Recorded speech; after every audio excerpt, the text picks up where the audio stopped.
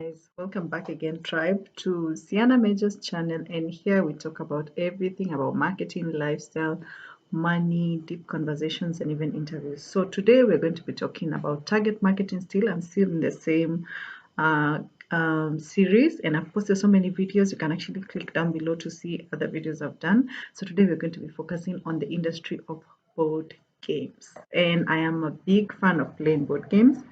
I love chess. I love Monopoly as well as Snakes and Ladder. But Monopoly and chess are my best. And Scrabble as well because I really love wordplay and discovering new words. So we'll get into the how do you create a business for board games. And if you already have a shop, how you can add the same to your business and who do you target when you're bringing those products. So let's get into it. So I have notes because I usually do research before I make these videos. That is to make sure that you get value for time and also you get to understand how marketers come up with the ideas they come with, and also to help you when you're doing your Instagram and your Facebook marketing so you know what content to actually put in there. So let's get into it. So the board game market is basically for everyone. But in order for you to be effective in your marketing, you need to be able to understand what motivates people to buy. So even when you're making posters and adverts for a certain board game, you know exactly who you're going to be talking to. So reasons why people get board games is because number one, either they have families, they want to have quality time with them, so they don't want to have online playtime, or it's people who love competition and they're training their kids to either go for school tournaments, or people who are actually in the competitive side. So most of the people who usually buy it's because of the aspect of it being a pastime activity that does not require any digital connection. So there are two types of players: the people who play strategically and the people who play because of leisure. So these two are very different to market to. I'll go into the people who buy because of leisure. So most of them, usually the ones who buy, are grown-ups, and they buy because either they have a history of growing up with such board games, or they've watched enough movies and they want to create that aspect for themselves, and mostly for their children as well as people who want to distress. So they find board games as a way of cooling down. And remember, most of these grown-ups, they don't have the connection with digital games. Like someone like me, I'm a millennial. I am not very good with PS, but my child and my brothers are very good with that. But me, I grew up in the days of Scrabble.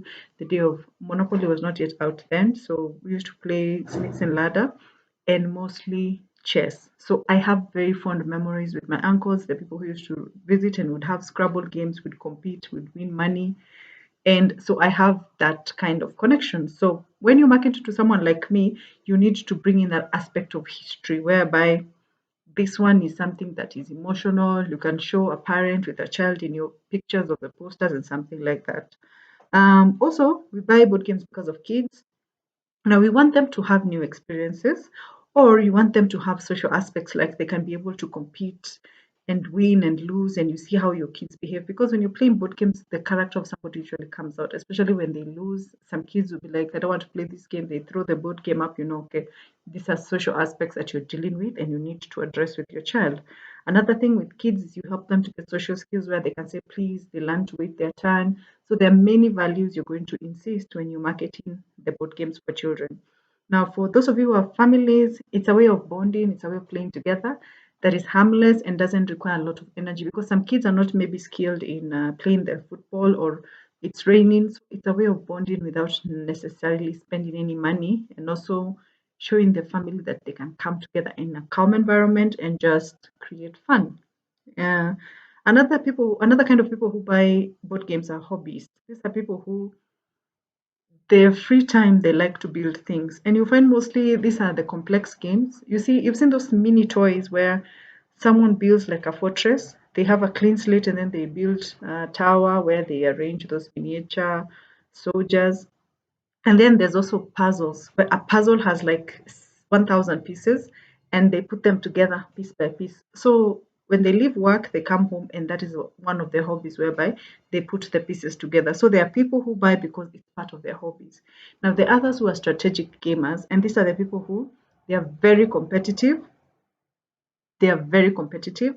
They enjoy the planning, they enjoy strategy, and these are the ones who are saying that they play games because it's a competition. They're competing with maybe their friends. They're like, they've bought the same game, and then we're like, let's see who assembles this the fastest. Okay.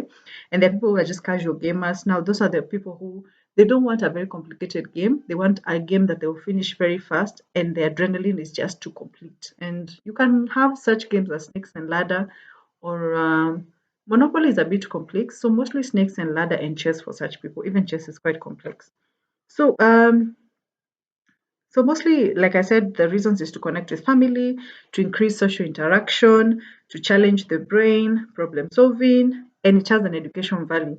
This is whereby, like a game like Scrabble, it has very good education values. If you have children who don't know a lot of words, this is where they can expand their vocabulary. And I remember when we were playing Scrabble, I used to take my dictionary and I'd go try and cram and understand words, because once you play the word, you have to say what it means. So I learned so many weird words because of that, and my vocabulary grew, and I learned even how to spell words that I didn't necessarily need to. So it helps with the education value in that aspect. And it also shows children how to share things as well as how to lose, because many people don't have that ability to lose gracefully, where they don't insult, they don't do that. So it will help even when that child or that person is in an actual setting where they get to lose. So they already have built that muscle of losing gracefully and not taking it personal.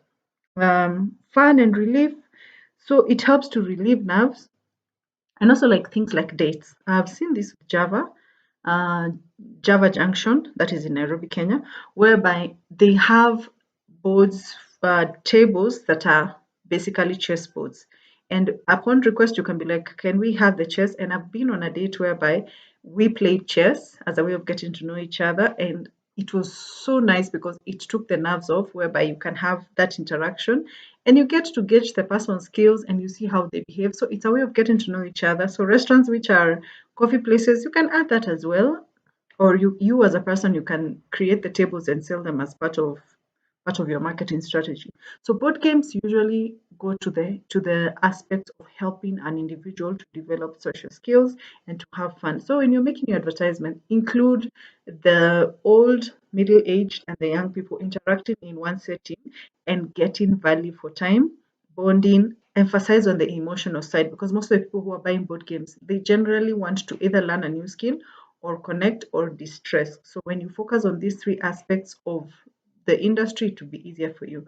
And some things that come out along with board games, because basically you might be selling a Monopoly, and they come in very big boxes, and over time those boxes really wear out, whereby if you are a family who plays board games, those boxes are torn. You try and put the game back, the kids remove them, they put them back. So as a mom also, it's very hectic to gather, especially like Monopoly, all those pieces, all those cards, things get lost, the monies get lost, and it becomes a mess when next time you're trying to play. So another thing I discovered, because I also run an organizing and decluttering business, is getting bags, selling bags like this, Ziploc bags. And what you do is you give your client the option of, once the board box is old, you can actually sell them these Ziploc bags that lock up, and then they put the games inside, and it even saves space. So you find this is one game, you can have in a box like 20 of these same games. And like this one is for Monopoly. You see even the manual is here, the Monopoly game. And in a Ziploc bag, another Ziploc bag, all the items have been put together. So you have the cards there, you have the tiny houses and the driver cars, as well as the monies are inside there. You see, these are the monies. So these are the products you can add on top of your already thriving board game business, whereby you add accessories to help people with storage, to help people with how to keep the games good. If there are pieces which get lost a lot, like these mini cards for Monopoly really get lost, sometimes they go missing in the house and an extra person cannot play. So you can sell extras. Things like I've also seen a game where people use the Rubik's Cube.